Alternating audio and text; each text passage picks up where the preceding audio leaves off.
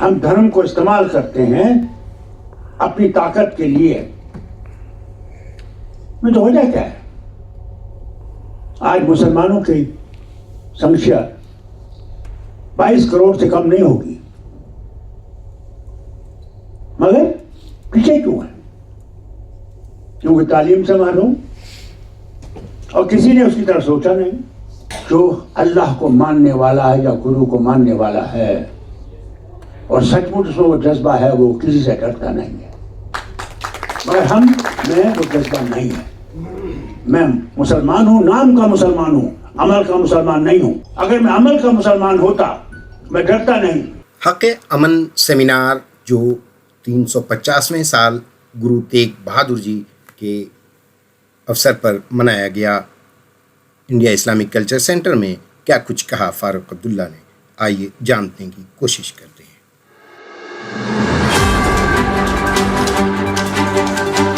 افسوس اس بات کا ہے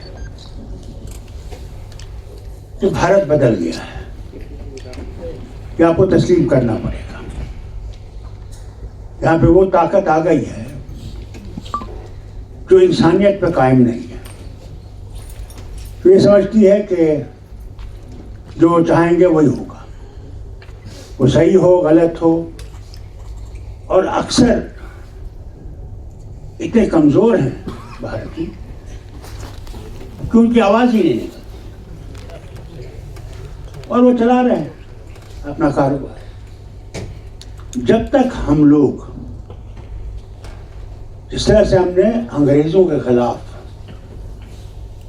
اٹھ کے سب نے، جو کوئی مذہب کا سوال نہیں تھا اس وقت، یہ تھا ان کو ہم نے نکالنا ہے، اور سب کھڑے ہو گئے.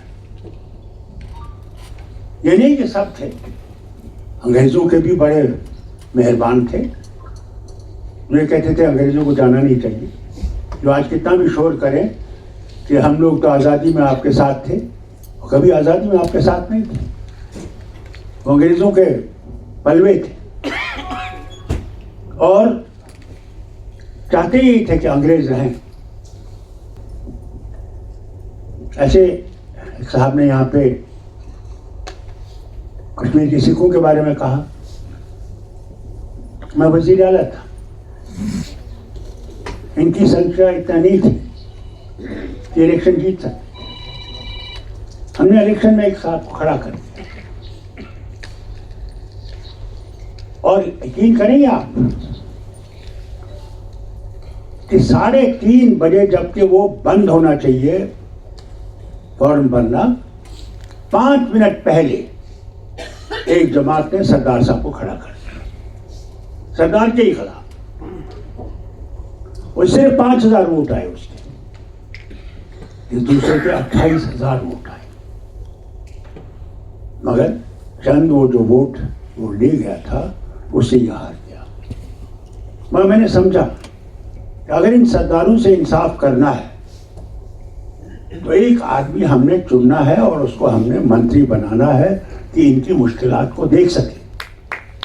ہم نے کبھی یہ نہیں دیکھا. اسے آپ سے کہوں، قرآن ہمیں یہ سکھاتا ہے، انسانیت سکھاتا ہے، برادری سکھاتا ہے، اور نفرت نہیں سکھاتا. اور کوئی مذہب نہیں ہے جو نفرت سکھاتا ہے. انسان ہی ہے جو نفرت سکھاتا ہے. ہم دھرم کو استعمال کرتے ہیں اپنی طاقت کے لیے. میں تو وجہ کیا ہے؟ آج مسلمانوں کی سنکھیا 22 کروڑ سے کم نہیں ہوگی، مگر پیچھے کیوں ہے؟ کیونکہ تعلیم سے محروم، اور کسی نے اس کی طرف سوچا نہیں. میں آپ کو ایک بات بتاؤں، آپ اکثر دیکھیں گے سردار لوگ گاڑیاں چلاتے، ڈرائیور ہیں، کنڈکٹر ہیں، بہت کم پڑھے لکھے تھے. تو ہمارے یہاں بڑے گرو ہیں جو پونچھ کے ہیں تھے، گزر گئے. انہوں نے کہا صاحب ہمیں انجینئرنگ کالج چاہیے جہاں ہمارے بچے آگے بڑھ سکے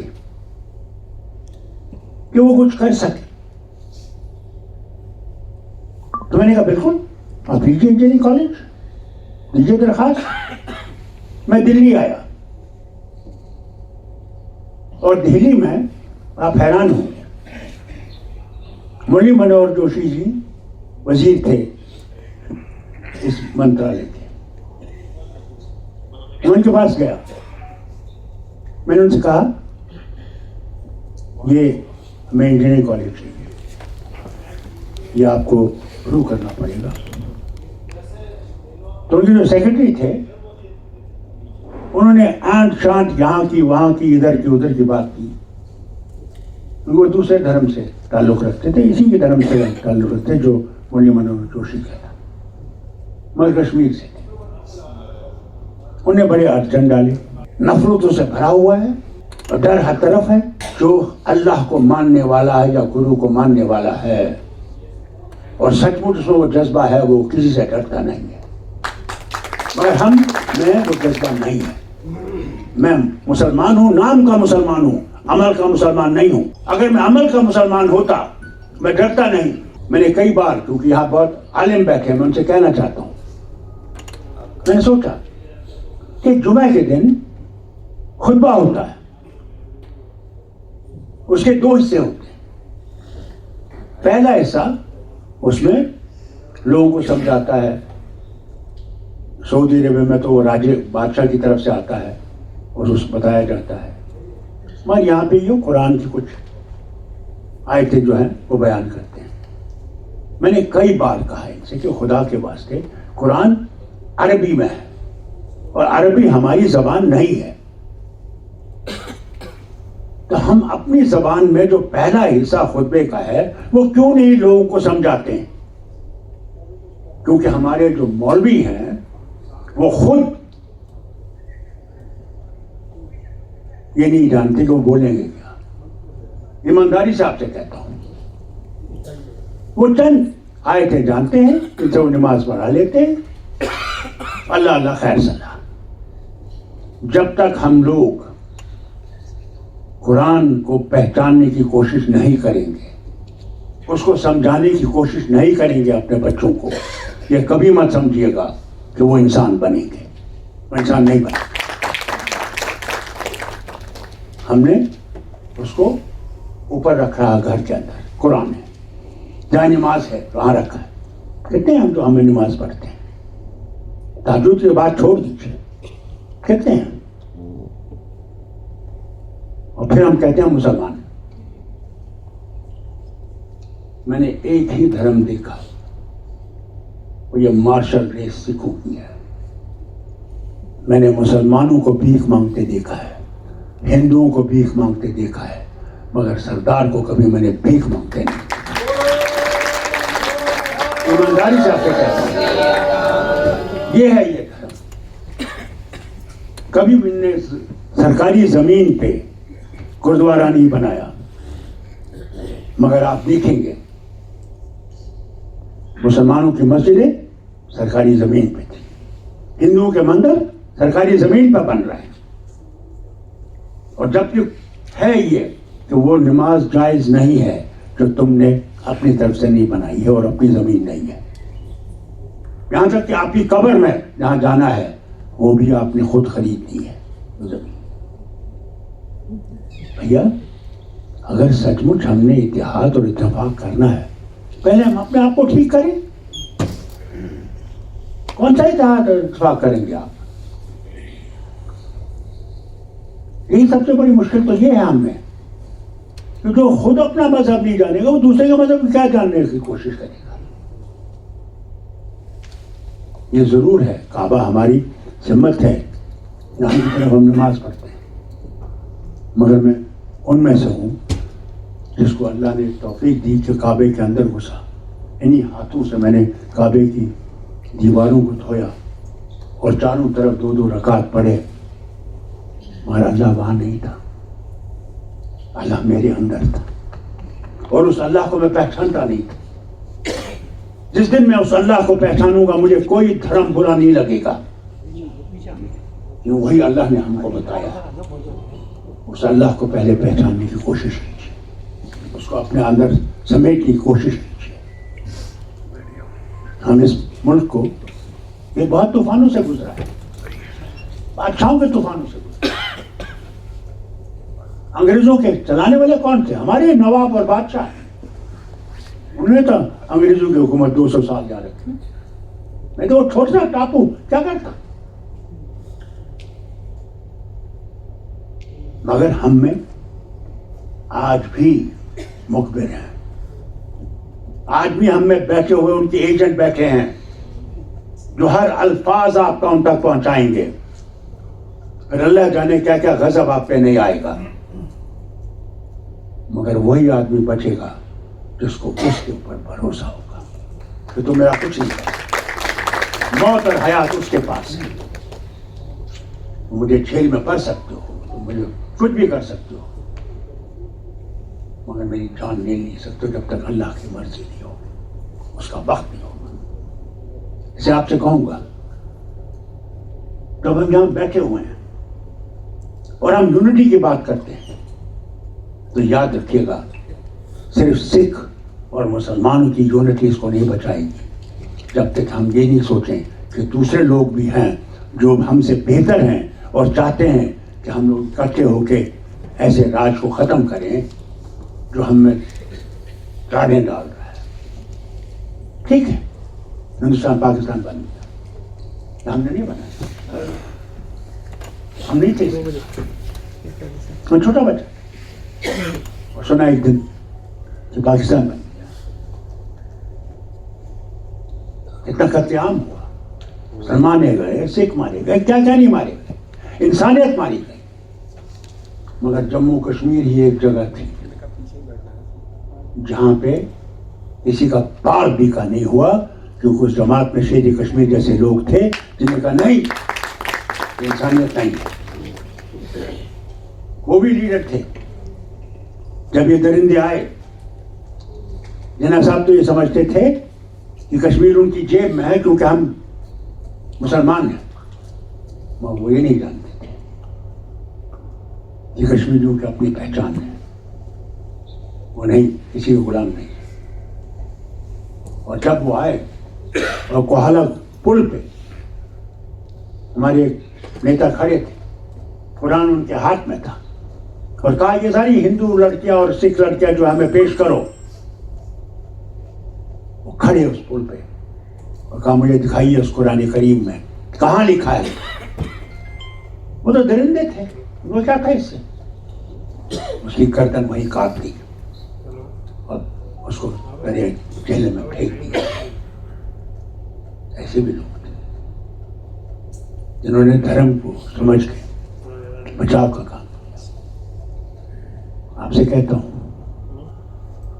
अगर हमने सचमुच ये 350वीं सालगिरह मनाने हैं तो पहले अपना मन साफ करें। तकलीफें आई, मुश्किलें आई जो हम आज बर्दाश्त कर रहे हैं।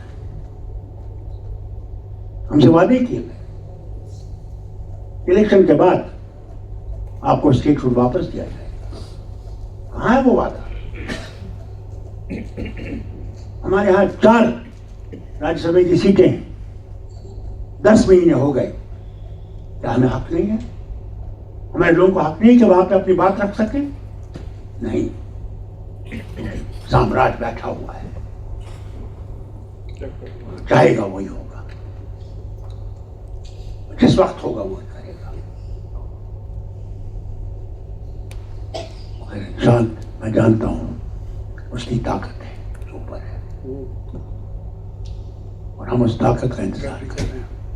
वो कहता है सब्र और बर्दाश्त, और मुझ पे पूरा यकीन रखो। हम सब्र कर रहे हैं, बर्दाश्त कर रहे हैं और उस पर यकीन रख रहे हैं। जिस दिन आप में ये सब्र और बर्दाश्त आ जाएगा और उस पर पूरा यकीन आएगा, मैं आपको बताना चाहता हूँ कि भारत बदल जाएगा और जरूर बदलेगा। मत समझो कि हर वक्त रहेगा। हिटलर भी अपने आप को कहता था मैं क्या हूँ, مسولینی کی آپ کو یاد ہے؟ اٹلی میں وہ بھی تھا، اور اس نے بھی اس طرح جس طرح یہ RSS کے وہ لوگ ان میں کرتے پہنتے ہیں اور وہ قمیضیں پہنتے ہیں، ویسے ہی کلر کے وہ بھی تھے، اس کے بھی تھے، سوئم کرتے تھے. مگر جب مسولینی کا انت آیا، پھانسی دے کے جب اس کو لٹایا گیا تو لاکھوں لوگوں نے اس کے جسم پر پیشاب کیا. جو اپنے آپ کو سمجھتا تھا کہ مجھے کوئی ہٹا نہیں سکتا. ہم اس طاقت کو پیدا کریں اپنے میں، شکتی کو پیدا کریں. بھائی چارہ ٹھیک ہے، مگر بھائی چارہ صرف الفاظوں سے نہیں ہو سکتا. جب 84 ہوا، میں نے وہ دھنگے دیکھے، میں کبھی بھول نہیں سکتا. اور میں گیا پنجابی پاک کیا کہتے ہیں علاقوں کے، ان کے ساتھ لیڈروں کے ساتھ. تب مجھے ایک سردار نے کہا، بہت بڑے سردار، کہا آج مجھے پتہ لگا یہ مسلمان اکٹھے کیوں ان علاقوں میں رہتے ہیں. پہچان آئی، بچاؤ اس میں ہے. آج جو ہم بیٹھے ہیں وہ سمجھتے ہیں کہ سکھ اور مسلمانوں کو اکٹھے چلنا ہے، تو مجھے یاد آتا ہے میں جب 82 میں وزیر اعلیٰ بنا، میں امرتسر آیا اور میں گولڈن ٹیمپل میں گیا، تو یہاں پہ وہ لیڈر بیٹھے تھے، اکالی لیڈر بیٹھے تھے نیچے، اور اوپر پندرا والا تھے. تو میں نے وہاں پہ واقعی یہ اللہ مجھے یہ طاقت ملی ہے کہ میں اس کو اچھی طرح سے استعمال کر سکوں، لوگوں کا بھلائی کر سکوں. اتنے وقت میں مجھے اکالیوں نے بلایا، کہا آپ نے اندرا گاندھی سے طرف سے؟ میں نے کہا نہیں، میں اندرا گاندھی کی طرف سے نہیں آیا. کیونکہ جو وعدے اندرا گاندھی کے سے بات جو کر رہے تھے، ان کا یہ فیصلہ ہو گیا تھا کہ 12 بجے پارلیمنٹ میں وہ اعلان کریں گے، اور یہ وہی بات وہاں پہ گولڈن ٹیمپل میں اناؤنس کریں گے. مگر ہوا الٹا. جو انہوں نے وعدہ مان لیا تھا وہ بالکل الٹا ہو گیا. یہاں بہت سے لوگ ہیں جو معافی مانگتا ہوں یہ کہنے کے کوٹری جیسی ہوتی ہے، وہ ڈراتے ہیں یہ ہو جائے گا وہ ہو جائے گا. میں ایسے کافی گزرا ہوں. تو بندرا والے نے مجھے بلایا ان پر، تو میری سیکورٹی کہا وہ نہیں آ سکتے. میں نے کہا جی میں اس کے بغیر آ نہیں سکتا، کیونکہ اگر کچھ ہو گیا ان کو، مجھے ہو گیا، تو ان کو تو کوئی بچائے گا نہیں. میں جب وہاں پہنچا، آپ سب سے کہنا چاہتا ہوں، میں نے اس آدمی کو دیکھا پہلی دفعہ، کالے کپڑے اور سارے جوان بیٹھے ہوئے آگے. جو ہتھیار میری فوج کے پاس نہیں تھے وہ ان کے پاس تھے، اور ویڈیو چل رہا تھا. تو مجھے ایک طرف لے گئے ٹھیک پنجابی میں، کہتے مینو فاروق صاحب تھوڑا حال کیا. میں کہ رب میں کہنے لگا دیکھ سرداراں تے مسلمانوں نے اکٹھے ہونا ہندوؤں نال ساڈا نہیں چل سکے گا. میں نے کہا، میں کہ جناب میرے پتا جی نے مجھے یہ سکھایا ہے، ہندو مسلم سکھ عیسائی ہم سب ہیں بھائی بھائی. تو کہنے لگے اے میں تیرے پتا جی سے بھی کیا ایسے، دیکھ تیرے پتا نے کی کتنی تکلیفیں اٹھانی پڑی. میں نے کہا جی تکلیفیں تو زندگی میں اٹھانی پڑتی ہیں، تکلیفوں کے بغیر زندگی نہیں ہے. کشمکشی جب تک ہے تب تک زندگی ہے. اچھا تو بھی دیکھ لے گا. میں چلا آیا. آج آپ سے کہتا ہوں بہت تکلیفیں دیکھی میں نے، ہمارے لوگوں نے بہت سی تکلیفیں دی، آج بھی دیکھ رہے ہیں. مگر بھائی چارے میں کبھی لرزش نہیں آئی. کہ آج بھی میں سمجھتا ہوں ہم انسان ہیں کچھ لوگ جو انسانیت کو بھول گئے ہیں. مگر فائنلی آپ سے کہتا ہوں انسانیت ہی جیتے اور انسانیت ہی کامیاب ہوگی اور بھارت پھر اسی جائگہ پہنچے گا جہاں ان گروؤں کی شہادت کبھی جائے گی نہیں. اللہ کرے میں ہر روز اللہ سے مانگتا ہوں کہ اللہ مجھے زندگی دے کہ میں وہ دن دیکھ سکوں, اس سے پہلے نہ لے جانا, کہ میں پھر سے اس بھارت کو دیکھوں جہاں کسی کو کسی کا ڈر نہیں ہے, کہ میری بہن, میرا بھائی, میرے بچے آزادی سے چل سکیں اور کوئی ان سے نہ پوچھے تم کون ہو, کہاں سے ہو,